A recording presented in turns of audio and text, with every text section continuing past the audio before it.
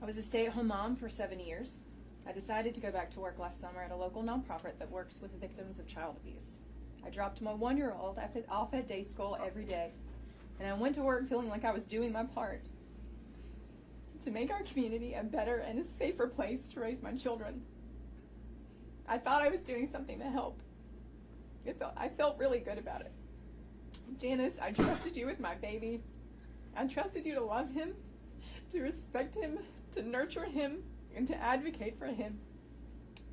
Now I know that in reality, I was dropping him off every day with someone who showed no concern for his well-being.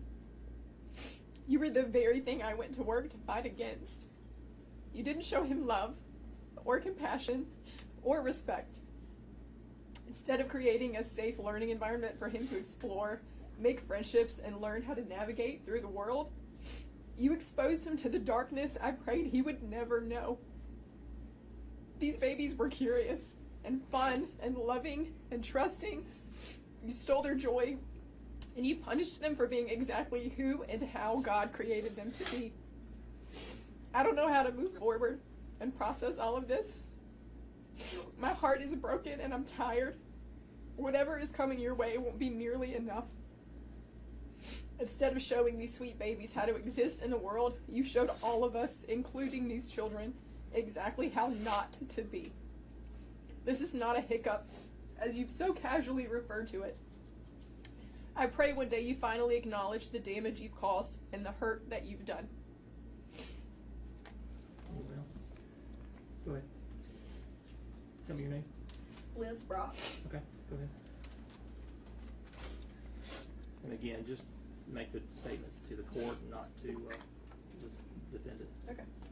Good afternoon. My name is Liz Brock. I'm the mother of Brody Brock, one of the children who was under the care of Janice Ruinard at First Presbyterian Day School.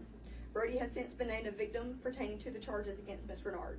It is with deep sadness that I stand here today, not only as a concerned citizen, but as a devastated mother.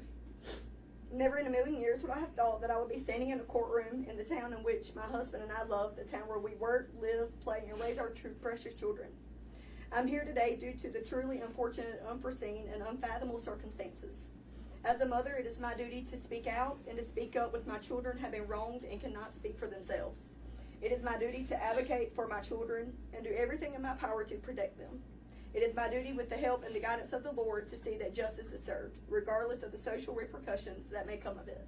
This is exactly why I'm here today, and this is exactly what I and my husband, Cody Brock, intend to do. As working parents, like many others, childcare is a necessity for our family.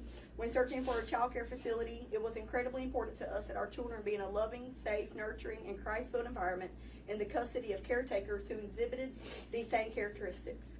When we made the decision to place our children in a childcare facility, that meant that we were placing trust and responsibility of our most precious, prized possessions, our children, into the hands of others.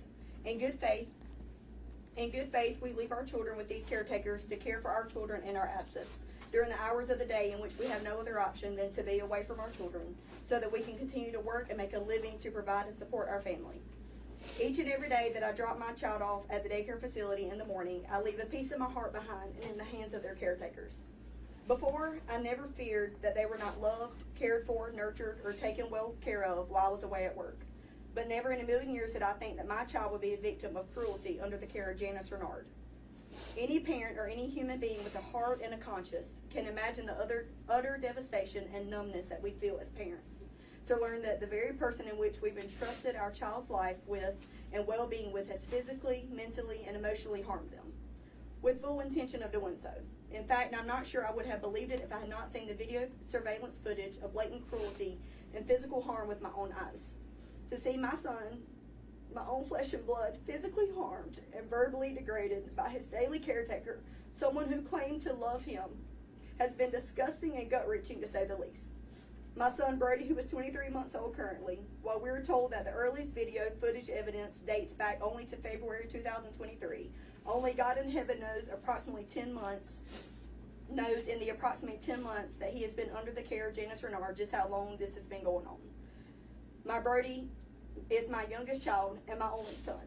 He has a smile that will light up any room, a laugh that will fill anyone with joy, and the kindest demeanor. Brody will turn 2 years old on May 26 this year.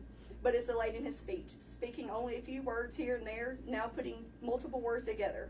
I suppose just like all the unexplained bruises, bumps, emotional outbursts, and clinginess, it only makes sense now. All he's known for the last 10 months is hatefulness, punishment, and harm. An innocent child who can't speak for himself or defend himself. That is what he has endured and lived with silently. Some will say that he won't remember this, and I pray to God that they're right. But that would never be an excuse nor ease the crime committed against him. It is my prayer that a blind eye is not turned, that this is not just another unfortunate circumstance. It is my prayer that Janice Ruinard, who deliberately placed harmful hands on my child and all of our children, will seek the Lord and repent. Above all, it is my prayer that this court will uphold the justice system. Matthew 19:14 says, "Let the little children come to me, and do not hinder them, for the kingdom of heaven belongs to such as these." I humbly ask you to remember this verse, and please do not let all of our children down.